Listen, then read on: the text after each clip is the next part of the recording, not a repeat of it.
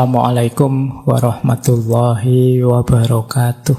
Sebelum kita mencintai keluar, kata Osho, kita harus mencintai diri kita sendiri. Ini dasarnya sudah. Tidak mungkin kita bisa mencintai yang di luar diri kita kalau kita belum mencintai diri kita. Kata Osho, jika seseorang tidak bisa mencintai dirinya sendiri, dia juga tidak bisa mencintai orang lain. Seorang pria yang mencintai dirinya sendiri mengambil langkah pertama menuju cinta sejati. Ibarat melempar kerikil ke dalam danau yang sunyi, riak melingkar pertama akan muncul di sekitar kerikil, sangat dekat dengan kerikil tersebut. Dan kemudian riak itu akan terus menyebar hingga mencapai pantai terjauh. Jika engkau menghentikan riak yang muncul di dekat kerikil, tidak akan ada riak lain sama sekali. Jadi kalau kita melemparkan batu ke sungai yang airnya tenang, itu kan nanti ada buletan gelombangnya. Yang paling awal paling dekat dengan batunya, terus tambah luas sampai pinggir. Kalau buletan paling awal tidak mungkin ada buletan gelombang selanjutnya. Yang paling awal itu simbol dari cinta kita pada diri kita sendiri. Kalau kita tidak mencintai diri kita sendiri, bagaimana kita bisa mencintai yang lain? Ada uraian selanjutnya, kata Osho, pria yang mencintai dirinya sendiri akan menghormati dirinya sendiri, dan orang yang mencintai dan menghormati dirinya sendiri akan menghormati orang lain. Karena dia tahu, sama seperti saya, orang lain juga demikian. Sama seperti saya menikmati cinta, hormat, martabat, begitu pula orang lain. Kalau saya menghargai diri saya tahu caranya menghargai orang lain. Kalau saya mencintai diri saya tahu caranya mencintai orang lain. Gitu. Oh, ternyata diperhatikan itu enak. Ya, saya tahu berarti untuk membahagiakan orang lain saya harus memperhatikannya. Jadi kalau kita peduli dengan diri kita, kita akan tahu apa yang membuat kita bahagia, senang, nyaman, dan pada akhirnya kita bisa melakukannya untuk orang lain. Kalau kita jarang mandi misalnya, terus kita ternyata tidak mandi 3 hari, tidak apa-apa kok Pak, buktinya saya masih senang-senang saja misalnya, ya kamu akan cenderung misalnya ngasih nasihat ke temanmu, sudahlah, tidak mandi, tidak apa-apa, saya saja contohnya begini. Kamu contohnya dirimu. Jadi kalau kamu menghargai dirimu, kamu tahu caranya menghargai orang lain. Kalian misalnya yang terbiasa kan ada, kalau ngomong kasar misalnya, lu ternyata ngomong kasar itu asik kok Pak. Akhirnya kan kamu juga kepada temanmu yang lain juga seneng ngomong kasar. Jadi ibaratnya seperti itu cinta diri itu. Kenapa sih Pak kok harus cinta diri kita dulu? Bukankah lebih enak mengutamakan yang lain dulu loh? Kalau kamu beres dirimu, kamu mencintai dirimu, berarti kamu mengelola dirimu ke tahap yang sangat ideal. Ada lebih banyak hal yang bisa kamu lakukan untuk yang di luar dirimu. Kalau kamu tidak peduli dirimu kacau acak-acakan, apalagi sakit-sakitan, apalagi gimana kamu bisa mencintai yang di luar dirimu? Kamu sakit misalnya, batuk misalnya, kamu tidak peduli kesehatanmu, akhirnya saya batuk tidak apa-apa, yang penting yang saya cintai bahagia. Loh, gimana bisa bahagia tiap kali dekat kamu batuk? Nanti dia malah nutup mulutnya, aduh kamu disuruh pulang, Anda pulang aja. Tidak jadi mesra, malah penyakit. Ya kamu tidak mencintai dirimu. Ngomong juga begitu. Kalau kamu seneng ngomong kasar, ya mungkin tidak kerasan orang di sekelilingmu. Itulah dasarnya. Jadi sebelum kita mencintai yang di luar diri, ayo mencintai diri kita sendiri dulu. Ngopeni diri kita, itu amanat pertamanya di situ. Maka kata Osho itu yang paragraf ketiga itu menarik. Sokrates berkata, kenali dirimu. Buddha berkata, cintai dirimu. Kata Osho, Buddha jauh lebih benar. Kenapa? Karena jika kamu tidak mencintai dirimu sendiri, kamu tidak akan mengenal dirimu sendiri.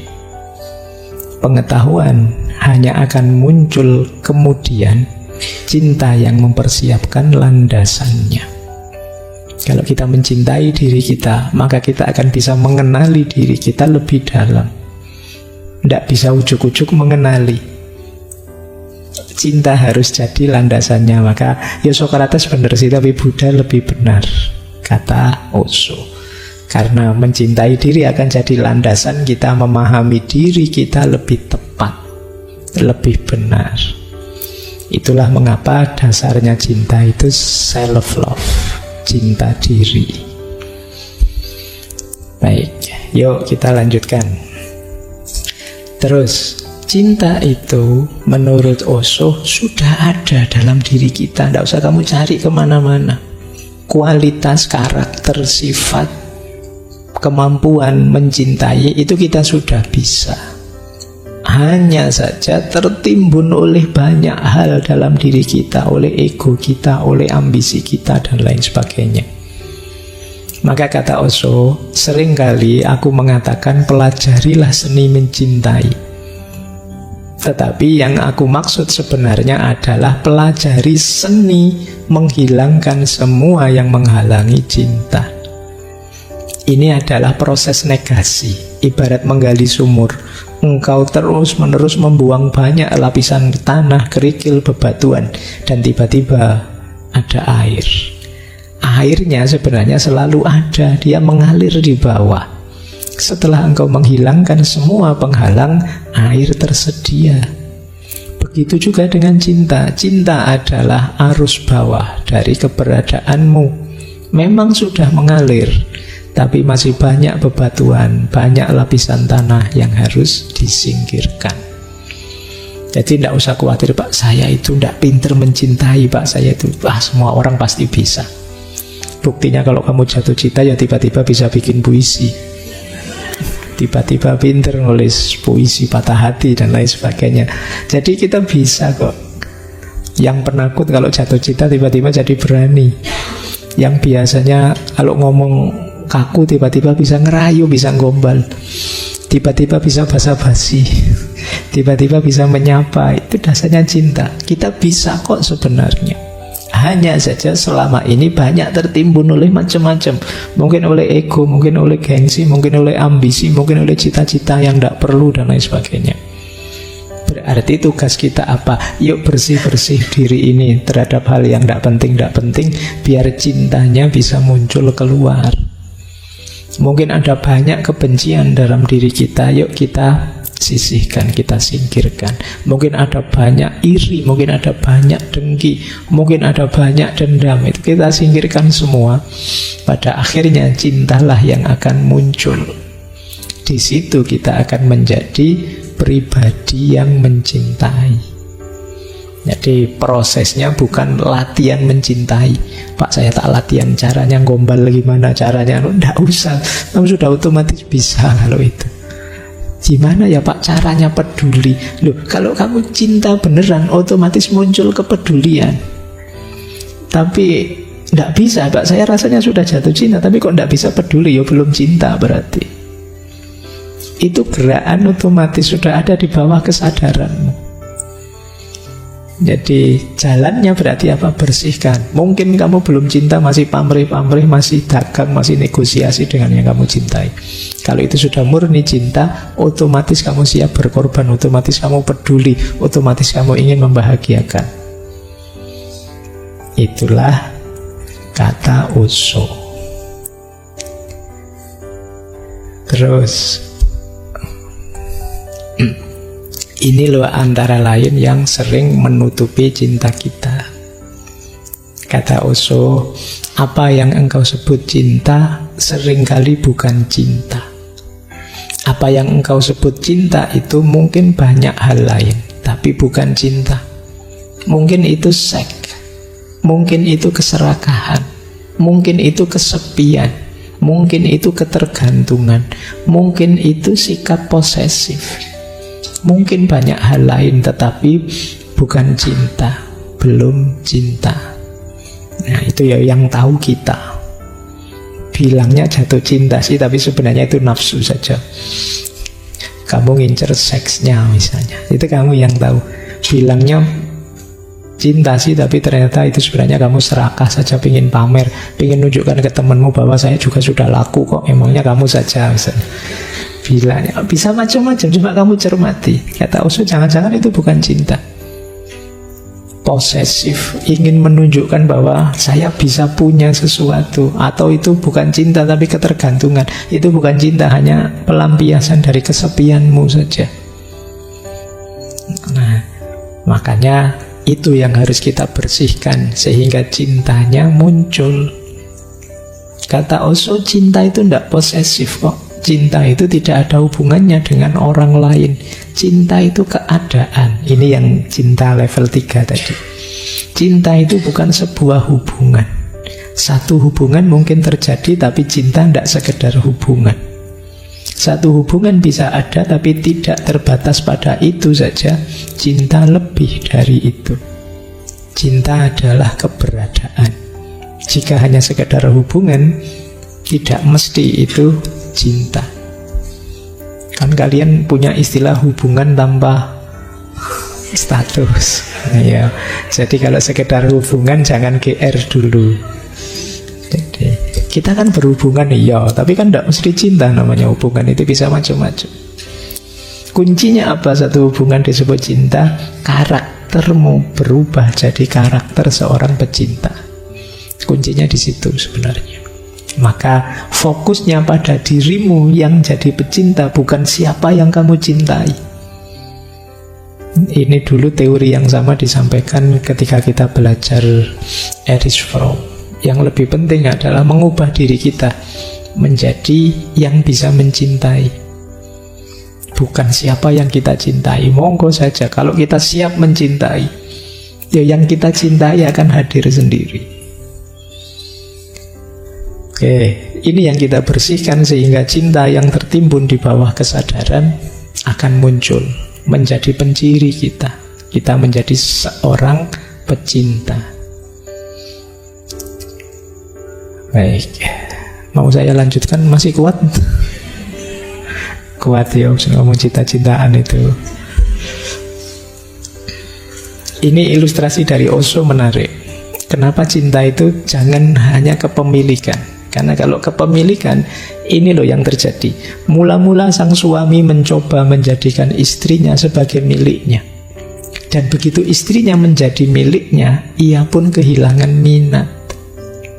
Wong sudah dapat mau apa? Ya kan? Itu yang terjadi. Makanya jauhan. Kan banyak yang bilang sudah menikah terus gegeran itu. Dulu kelihatan apa, sekarang lihat apa. Kan kita begitu. Lu dulu belum dapat, makanya dikejar-kejar. Sekarang sudah dapat atau sudah dinikah, selesai tantangannya, kehilangan minat, tidak menantang lagi. Oh, ini yang sering jadi masalah. Kok bisa begitu, Pak? Karena cinta dimaknai sekedar kepemilikan. Kepemilikan itu kalau sudah dimiliki kan selesai. Kalau kata Ki Ageng Suryo Mentaram, manusia itu ingin sesuatu, kalau sudah diperoleh, mulur keinginannya. Tidak mungkin selesai di situ. Kalau sudah diposes, sudah dimiliki, ya dia ingin miliki yang lain. Jadi jangan memaknai cinta hanya sebagai kepemilikan. Itu kan banyak yang tanya ke saya, Pak, cinta harus memiliki enggak, Pak? Iya, boleh saja cinta itu memiliki, tapi jangan dimaknai cinta sekedar kepemilikan. Kalau tidak, ceritanya seperti itu. Jadi begitu istrinya menjadi miliknya, dia kehilangan minat. Kata Osho, ada logika tersembunyi di baliknya. Karena puncak kepentingannya adalah memiliki, sekarang semuanya sudah selesai. Dan dia ingin mencoba wanita lain sehingga dia dapat melakukan perjalanan untuk kepemilikan lagi, nyari tantangan baru. Makanya kan kadang-kadang banyak, ini gimana sih orang ini sudah nikah, istrinya ya cantik, keluarganya rasanya baik-baik saja, ya kaya, kok ya mau-maunya nyari yang lain, selingkuh. Selingkuhannya lebih di bawahnya lagi. Ya mungkin itu bagian dari tantangan baru. Karena yang di rumah sudah selesai. Kelirunya di mana? Pemaknaanmu terhadap cinta hanya sebagai kepemilikan. Ya kepemilikan ya kalau sudah dimiliki sudah. Semakin banyak kepemilikannya ya nanti semakin kaya kan. Sederhananya kan begitu. Wong manusia itu kalau urusan kepemilikan kan kata Al-Quran, alhaakumut takasur. Jadi tidak ada berhentinya. Ingin lebih lagi, ingin lebih lagi. Baik, maka ya kalimat ilustrasi ini menegaskan ndak cinta jangan hanya dimaknai sekedar posesif, kepemilikan. Lanjut. Osho juga menjelaskan cinta yang dewasa. Cinta itu tanda orang sudah dewasa. Cinta yang dewasa, kata Osho, manusia menjadi dewasa saat dia mulai mencintai, bukan saat dia mulai membutuhkan sesuatu. Titik tekannya agak berbeda. Yang pertama, penekanannya pada bagaimana mendapatkan lebih banyak. Yang kedua, penekanannya pada bagaimana memberi lebih banyak dan memberi tanpa syarat. Inilah pertumbuhan atau kedewasaan. Orang dewasa itu berarti bagi Osho, coba dilihat dia bisa mencintai enggak? Mencintai itu berarti sudah rela berkorban, rela memberi tanpa syarat enggak? Kalau teman-teman sudah bisa melakukan ini berarti sudah dewasa. Kalau hanya ingin meraih untuk memenuhi keinginan egois kita, itu sebenarnya menunjukkan kita belum dewasa. Jadi tidak sekedar akalnya jalan. Kalau akalnya jalan masih egois, ya belum dewasa sebenarnya. Ukuran dewasa itu kata Osho bisa mencintai.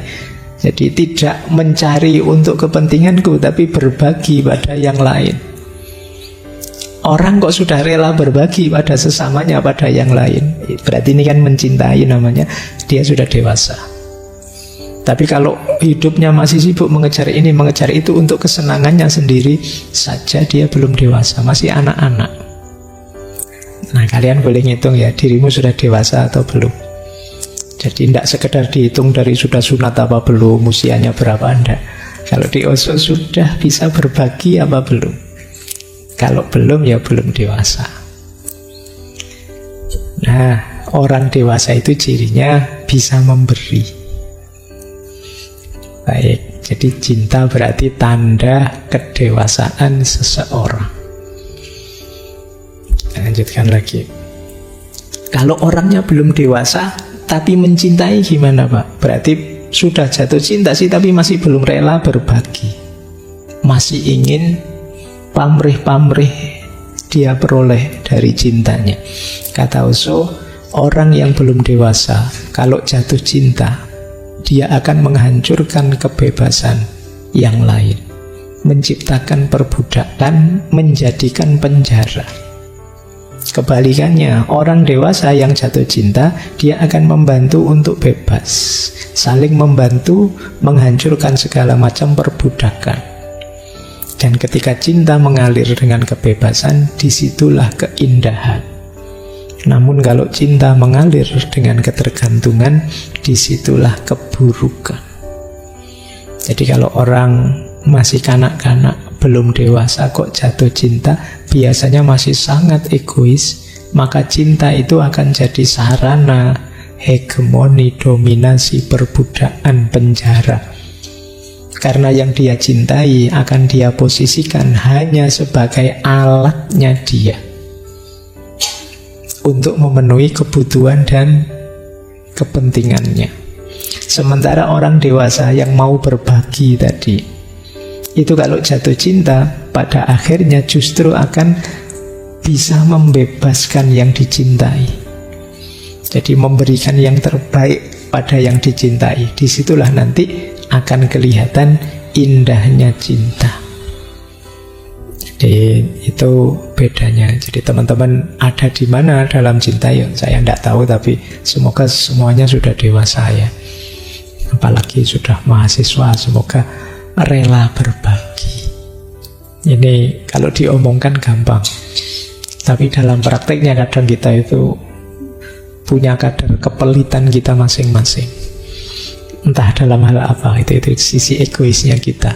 Ayo latihan berbagi. Makanya ada ayat Al-Quran itu yang bilang lan tanalul birra hatta tunfiqu ma tuhibbun. Jadi masih belum disebut kebaikan kalau engkau belum berbagi apa yang engkau cintai. Ini jangan dimaknai tum-tuman pacar ya. Maksudnya kalau ingin berbagi sesuatu itu yang berharga. Jadi berbagi itu sudah dewasa, apalagi mau berbagi hal-hal yang kamu anggap berharga untuk dirimu. Nah, itu cirinya kebaikan. Kalau masih enggak, kalau masih saya punya yang jelek-jelek, barang-barang jelek tak bagi ke orang, itu masih belum kebaikan kan? Karena orang lain hanya kamu anggap tempat sampah saja. Jadi wadahnya barang-barang yang kamu tidak suka. Tapi baik itu, ini saya masih suka ini, tapi ya sudahlah, kasih sama orang yang lebih butuh mungkin. Nah, ini baru kebaikan. Nah, jadi memang berbagi itu cirinya orang sudah dewasa, sudah matang. Kalau mencintai, ya yang ada di pikirannya untuk kebaikan yang dicintai. Inilah cinta yang dewasa. Baik, kita lanjutkan. Ini menarik kalimatnya. Kalau engkau menyukai sekuntum bunga, jangan dipetik, karena dia akan mati dan tidak lagi menjadi hal yang engkau sukai. Jika engkau menyukai sekuntum bunga, biarkan saja dia seperti adanya. Cinta itu bukan tentang kepemilikan.